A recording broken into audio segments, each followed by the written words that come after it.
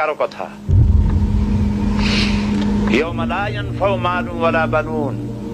সন্তান সন্ততি স্ত্রী পুত্র পরিজন দিয়ে কোনো উপকার কারো হবে না। কোন পীর সাহেব কাউকে সুপারিশ করার কোনো সুযোগ নাই। আল্লাহ পাক যাকে পারমিশন দিবেন, যার জন্য দিবেন, তিনি শুধু সুপারিশ করতে পারবে, আর কেউ না। কিয়ামতের দিন অনেক মুরিদ নিয়ে এক এক পীর উঠবে, মিথ্যে কথা।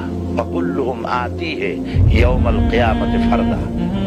আল্লাহ পাকের দরবারে একজন একজন করে হাজির হতে হবে। আল্লাহ পাক বলেছেন, আমার কাছে একজন একজন আসবা, মুর্দাবাদ জিন্দাবাদ দিয়া, স্লোগান দিয়া, মিছিল করিয়া আল্লাহর দরবারে যাওয়ার কোনো উপায় নাই। আল্লাহ আর তার বান্দা, সুবহানাল্লাহ। আল্লাহ প্রশ্ন করবেন, বল এই সব কাজ করছিস কিনা? আল্লাহর কাছে জবাব দেওয়া কি কঠিন হয়ে যাবে সেদিন। এই জন্য আল্লাহ রাসূল তিনি নিজে এই দোয়া পড়তেন, আল্লাহুম্মা হাসিবনি হিসাবান ইয়াসীরা। আয় আল্লাহ পাক, তুমি আমার সহজ হিসাব নাও। তো রাসূলুল্লাহ যদি সহজ হিসাব চান, তাহলে আমাদের উপায় কি? আল্লাহ তুমি আমাদের সহজ হিসাব নিও।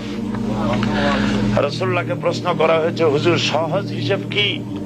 হুজুর বলেছেন, আল্লাহ যাকে মাফ করতে চাইবেন তাকে একটা পর্দার আড়ালে নিয়ে যাবেন, জিজ্ঞেস করবেন, এই বান্দা এইসব কাজ করছো?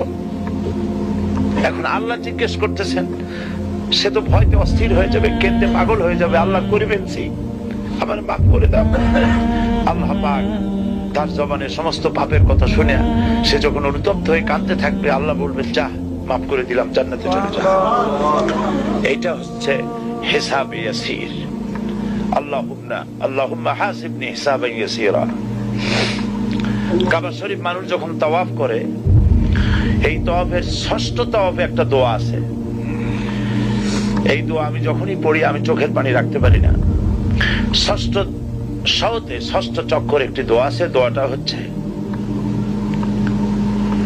আল্লাহুম্মা ইন্না আলাইয়া হুকুকান কাসীরান ফীমা বাইনি ওয়া বাইনাক। আয় আমার রব, তোমার সাথে আর আমার সাথে অনেক দেনা পাওনা আছে, আর তোমার বান্দাদের সাথেও আমার অনেক দেনা পাওনা আছে।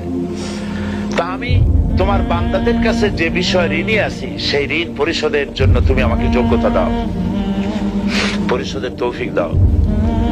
আর আমার কাছে তোমার দেনা আছে, তা আমার কাছে তোমার যে দেনা আছে সব দেনা তুমি শোধ করে দিয়েছো।